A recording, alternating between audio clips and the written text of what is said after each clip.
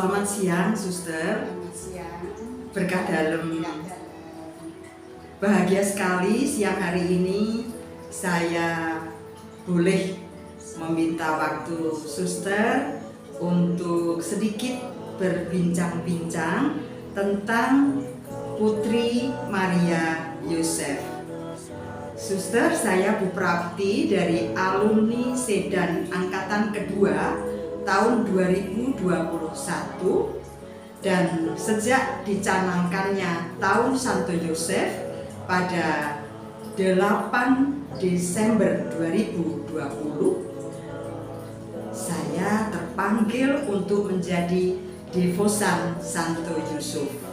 Nah, untuk itu saya tertarik sekali ingin mengetahui lebih dalam tentang Putri Maria Yosef.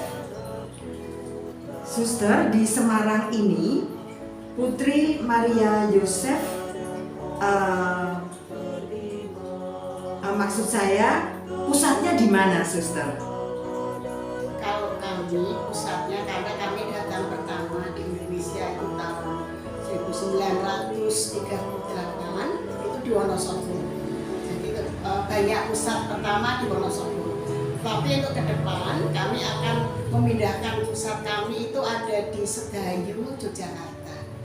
Jadi yang pertama, datang pertama disitulah yang akhirnya kami menjadi pusat di sana, termasuk pusat pendidikan, novisiat, postulat itu ada di Wonosobo, di Jalan Mangli nomor 5 Wonosobo.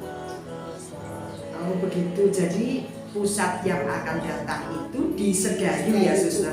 Oh iya. Masuk di Indonesia tahun 1938. Kemudian novisiatnya selain di Sedayu, apakah ada di tempat lain, Suster? Kalau rumah pendidikan, novisiat, postulat itu ada di Wonosobo, tidak di Sedayu. Oh ada gitu. Di Wonosobo itu untuk novisiat, postulat, kemudian untuk karya, di sana kami punya karya sekolah besar, itu Dina Upakara yang menangani anak tunarungu, itu ada di Wonosobo. Iya, baik Suster. Kemudian Suster, karya dari Putri Maria Yosef ini di bidang apa saja? Karya-karya yang kami layani itu pokoknya kami lebih menekankan pada mereka yang miskin, terlantar, dan difabel. Maka karya-karya kami itu karya yang besar, itu kami banyak menangani untuk anak-anak difabel. Jadi ada sekolah tunarungu Dina Upakara, itu ada di Wonosobo.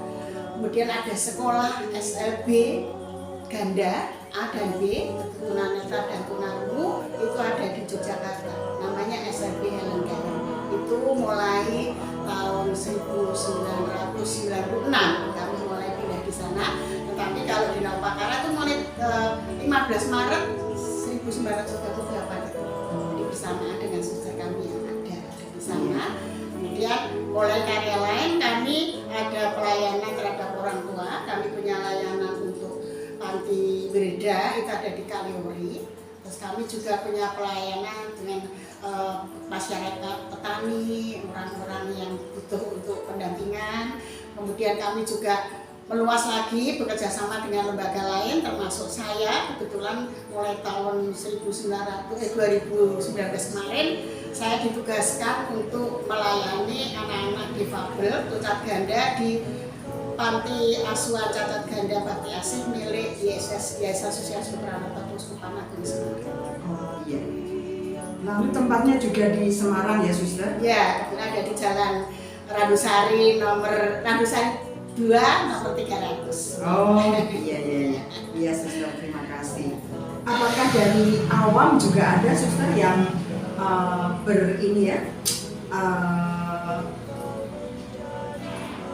ibaratnya dengan membantulah di sini dari pihak awam, apakah ada?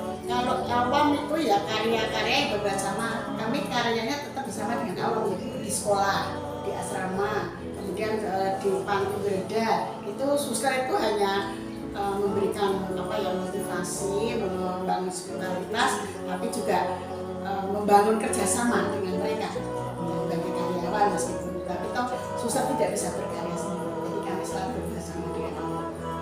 Seperti di Dina Upakara itu suster yang di sekolah hanya berapa?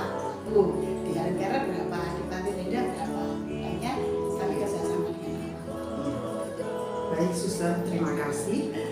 Suster, berbicara tentang aktualisasi visi dan misi Putri Maria Yosef, apakah yang boleh kami ketahui hubungannya dengan KLMTD?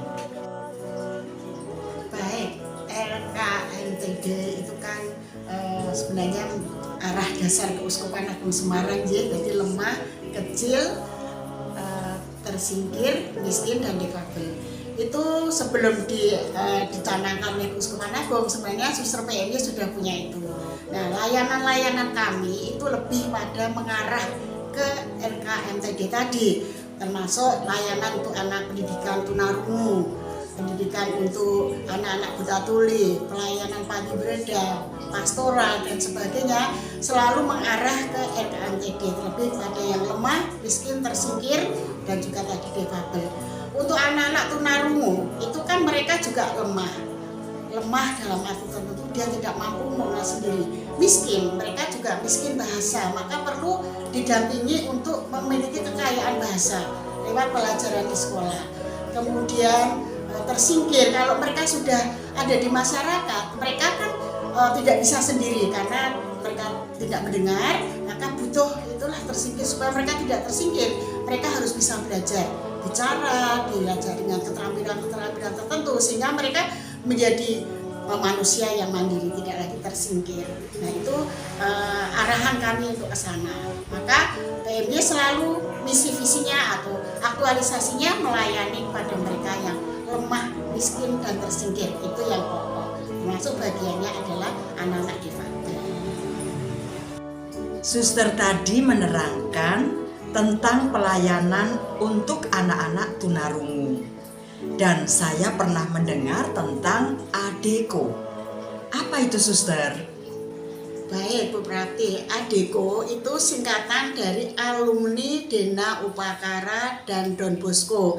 Jadi kami para suster PMY melayani anak-anak di sekolah SLB Dena Upakara. Lalu anak-anak putri semua. Lalu yang putra itu ada di SLB Don Bosco. Ya, tapi kami satu metode karena dulu awalnya Don Bosco itu dilayani oleh suster PMY, kemudian tahun 1955 itu diserahkan ke Buder Karitas. Maka mereka ada ikatan antara Dena Upakara dan Don Bosco. Nah, pemikiran selanjutnya untuk suster senior kami, lebih-lebih suster Miriam, itu dulu yang berkecimpung dia orang Belanda tapi sudah kembali ke Nederland, masih berpikir bagaimana untuk mengumpulkan alumni-alumni Dena Upakara dan juga alumni-alumni dari Don Bosco. Maka bekerja sama dengan salah satu guru pendamping, Ibu Bu Tumira, bagaimana mengumpulkan anak-anak itu. Lalu akhirnya alumni-alumni yang lebih senior itu dikumpulkan, lalu diajak bicara, dan mereka sangat setuju, senang karena mau tidak mau mereka bisa berkumpul bersama. Maka jadilah ADEKO, Alumni Dena Upakara Don Bosco, dan ADEKO itu tadi Dena Upakara dan Don Bosco. Mereka punya misi bersama-sama, tetapi mereka punya kelompok, ada yang di Semarang, ada yang di Jogja, ada yang di Magelang, ada yang di Cilacap, pokoknya ada 11 wilayah ADEKO.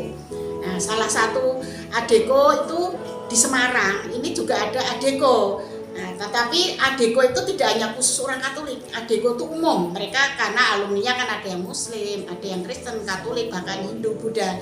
Tapi di Semarang sepertinya mereka punya kelompok khusus. Mereka mau membuat ADEKO ini lebih tetap ada pertemuan ADEKO, tapi mereka memilih teman-teman yang seiman itu untuk kumpul bersama, doa bersama, ekaristi bersama.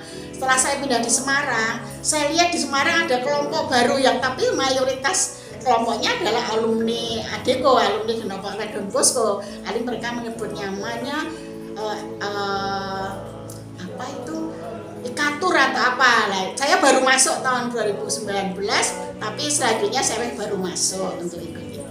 Mungkin Bu Yayu itu lebih tahu karena Bu Yayu yang diajak oleh teman-teman dari Adiko juga bersama dengan Romo Didik membentuk kelompok itu. Mungkin Bu Yayu silahkan menjelaskan lebih lanjut.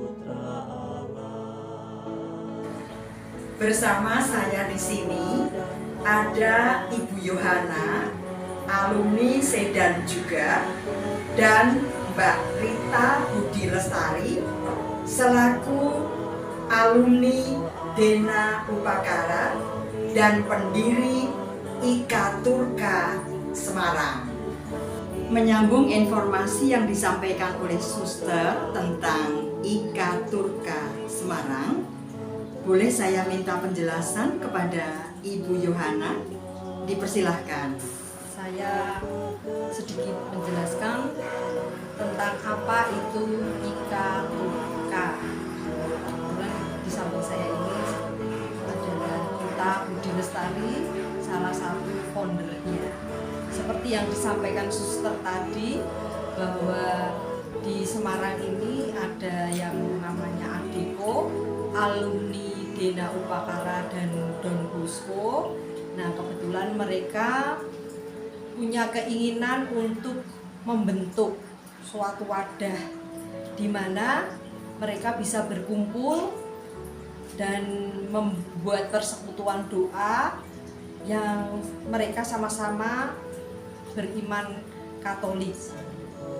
Ini berawal dari ketika Budi mengungkapkan keluh kesahnya di Semarang tidak ada wadah untuk umat tunarungu yang beragama Katolik, maka dia mengungkapkan kepada saya. Lalu kita bersama-sama minta petunjuk dari Romo Didik untuk gagasan yang disampaikan oleh Rita Budi Lestari ini. Di situ kami mendapat pengarahan dan seperti sesuatu yang sudah diatur oleh Tuhan. Romo Didik kebetulan juga punya keinginan untuk merangkul semua umat tuli yang beragama Katolik. Jadi pucuk dicinta ulam tiba. Maka dari situlah awal pembentukan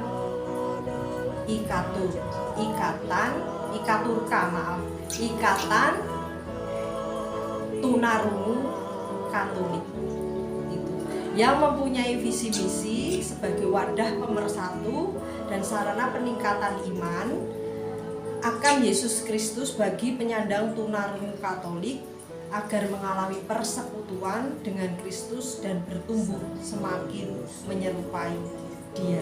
Itulah visi dari IKA Turka Semarang. Ini Mbak Budi, teman saya ini tunarungu, dia yang mengawali pendirian IKA Tur. IKA Tur sekarang menjadi IKA Turka atas saran dari Romo Santos sebagai Vicar Kategorial Keuskupan Agung Semarang. Demikian secara singkat penjelasan dari saya.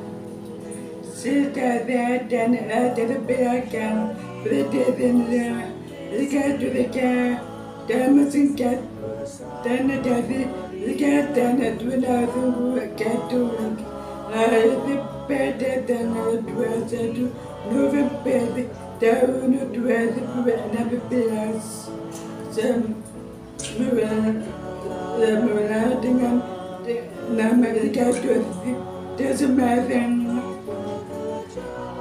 Makna logo IKA Turka merupakan komunitas penyandang tunarungu Katolik yang berkomitmen melakukan kegiatan memberitakan firman Tuhan di dunia, bersifat menyatukan dan tidak membedakan sesama, serta siap memikul salib dalam lawan Roh Kudus.